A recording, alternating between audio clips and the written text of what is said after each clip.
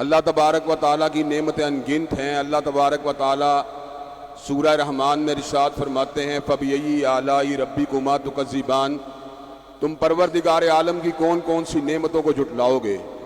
حضرات گرامی قدر، اللہ تبارک و تعالیٰ کی انگنت اور بے شمار نعمتوں میں سے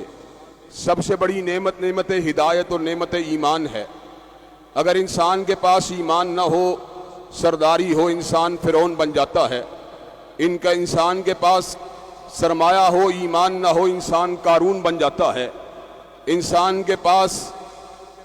جاگیر ہو لیکن نعمت ایمان نہ ہو، انسان شداد بن جاتا ہے۔ انسان کے پاس عہدہ ہو لیکن ایمان نہ ہو تو انسان حامان بن جاتا ہے۔ حضرات گرامی قدر، اللہ تبارک و تعالیٰ کا بہت بڑا کرم ہے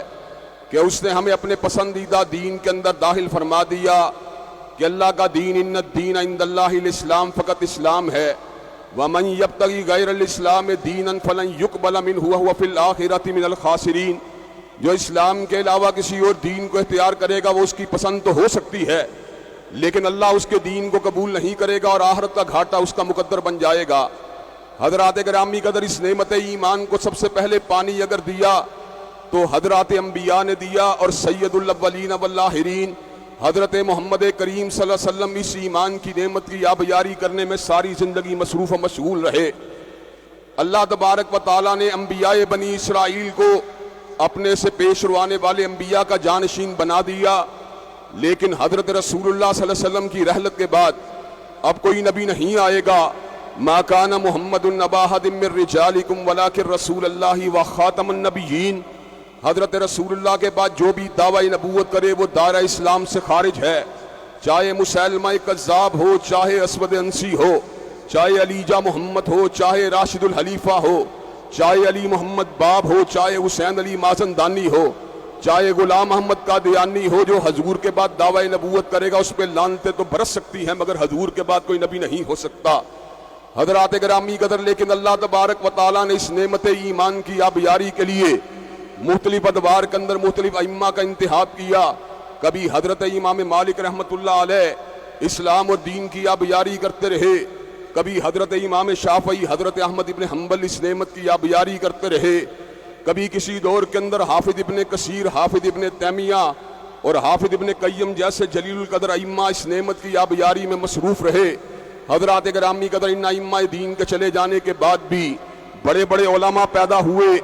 جن میں حضرت شاہ ولی اللہ، حضرت سید احمد شہید اور حضرت شاہ شہید کا نام نامی سر فہرست ہے۔ حضرات گرامی قدر، اللہ تبارک و تعالی جب کسی کے اوپر فضل فرماتے ہیں تو ذالک فضل اللہ یؤتیہ من یشاء، اللہ جس پہ چاہتے اپنی نعمت کا جو ہے اس کا نزول فرما دیتے ہیں، جس کو چاہتے ہیں اپنے دین کے ابلاغ کے لیے منتخب فرما لیتے ہیں۔ ہم نے بر صغیر کے اندر حضرت علامہ شہید کے للکار خطابت کو سنا تو ساؤتھ افریقہ کے علاقے میں حضرت احمد دیداد کے پیغام خطابت کو سنا۔ ہند کی سرزمین نے اس عہد کے اندر حضرت ڈاکٹر ذاکر نائک کو پیدا کیا، اور آج اللہ تبارک و تعالیٰ کے فضل و کرم سے یہ عظیم الشان دائی اور اسلام کا جلیل القدر فرزند آج ہمارے درمیان موجود ہے، جس کی آمد کے اوپر ہم یہ بات کہنے میں حق بجانب ہیں، اے باد صبا کچھ تو نے سنا، مہمان جو آنے والے ہیں، کلیاں نہ بچھانا راہوں میں، ہم پل کے بچھانے والے ہیں۔ حضرات گرامی قدر، اللہ تبارک و تعالیٰ کے فضل و کرم سے ڈاکٹر ذاکر نائک جہاں پر اسلام کے جلیل القدر فرزند ہیں، وہاں پر 2012 سے لے کر آج تک مجھے متعدد مرتبہ ان سے ملاقات کی سعادت بھی حاصل ہوئی، اور 2012 کے اندر 3 مرتبہ ہم اللہ کے فضل و کرم سے ایک ہی ٹرپ میں ملاقات کی سعادت سے بہرور ہوئے۔ حضرات چلتے چلتے ایک نقطے کی بات، اور بات کو بالکل مختصر رکھوں گا، کہ اس کے بعد دائی اسلام اور اس دور کے اندر بہت بڑے اسلام کے خطیب اور دائی اللہ کے فضل و کرم سے آپ کے سامنے اپنے ارشادات عالیہ کو رکھیں گے۔ حضرات گرامی کا ڈاکٹر صاحب MBBS ڈاکٹر ہیں، اگر انہوں نے اپنے اس پیشے کو اڈاپٹ کیا ہوتا تو ممبئی کے اندر بہت سے لوگ ان کے چاہنے والے ہوتے، لیکن اس ممبئی سے باہر کوئی ان سے پیار و محبت کرنے والا موجود نہ ہوتا۔ اللہ تبارک و تعالیٰ کے فضل و کرم سے میں نے کنٹمپریری علوم کے اندر 11 سے زیادہ ماسٹر ڈگری کو حاصل کیا۔ میں پیشہ ور میکینیکل انجینئر اور سافٹ ویئر کے اندر MSc کرنے والا انسان ہوں۔ اگر میں نے بھی اپنا تعلق منبر و محراب کے ساتھ نہ رکھا ہوتا تو آج مجھ سے محبت کرنے والے یا چاہت رکھنے والے لوگ بھی موجود نہ ہوتے۔ حضرات گرامی قدر، لیکن دبئی کی اس ملاقات نے ثابت کر دیا کہ اللہ کے فضل و کرم سے مادیت کا اس دور عروج کے اندر بھی آج بھی لوگ دین سے محبت کرنے والے زندہ ہیں، اور انشاءاللہ جب تک کائنات کے اندر ایک بھی کلمہ گو مسلمان زندہ ہے،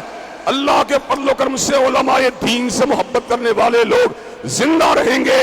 اور وہ سیکولر عناصر، وہ لا دین عناصر، وہ الہاد کے دعوے دار، وہ دہریت کے دعوے دار، وہ لوگ شرمندہ اور ذلیل ہوں گے، لیکن حق کا پرچم انشاءاللہ اللہ کے فضل و کرم سے سر بلند رہے گا۔ ڈاکٹر ذاکر نائک کی دعوت اللہ کے فضل و کرم سے حزبیت کی دعوت نہیں، پارٹی بازی کی دعوت نہیں، گروہ بندی کی دعوت نہیں۔ ڈاکٹر صاحب نے جب بھی بات کی ہے یا رب کے قرآن کی بات کی ہے یا کملی والے کی صحیح حدیث کی بات کی ہے، اور انشاءاللہ یہ وہ بات ہے جس کا اظہار وہ دیگر مذاہب کے معاملات میں بھی کرتے رہتے ہیں۔ تعالوا الی کلمۃ سواء بیننا و بینکم اللہ نعبد الا اللہ، کہ ہمارے درمیان نقطہ اشتراک جو مذاہب کو مجتمع کر سکتا ہے وہ اللہ کی توحید ہے،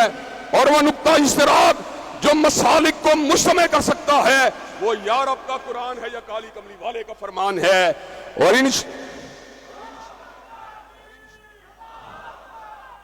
اور اللہ کے فضل و کرم سے ہم اسی بنیاد کے اوپر نہ کسی شخصیت کی دعوت دیتے ہیں، نہ کسی بستی کی دعوت دیتے ہیں، بلکہ ہم جب بھی دعوت دیتے ہیں یا قال اللہ کی دعوت دیتے ہیں یا قال رسول کی دعوت دیتے ہیں، اس منبر سے اللہ کے فضل و کرم سے حضرت ڈاکٹر ذاکر نائک حفیظہ اللہ انہی کی طرح پیغام حق کو سنایا جاتا ہے۔ جب بھی میڈیا یا سیاسی اعتبار سے کوئی ایسی بات ہوتی ہے جو خلاف دین ہوتی ہے، ڈاکٹر صاحب آپ کا یہ چھوٹا بھائی اللہ کے فضل و کرم سے اس کے انجام کی پرواہ کیے بغیر اور مقدمات اور صعوبتوں کی پرواہ کیے بغیر میدان کے اندر اتر آتا ہے۔ آج ہم یہ بات سمجھتے ہیں کہ آپ کی آمد نے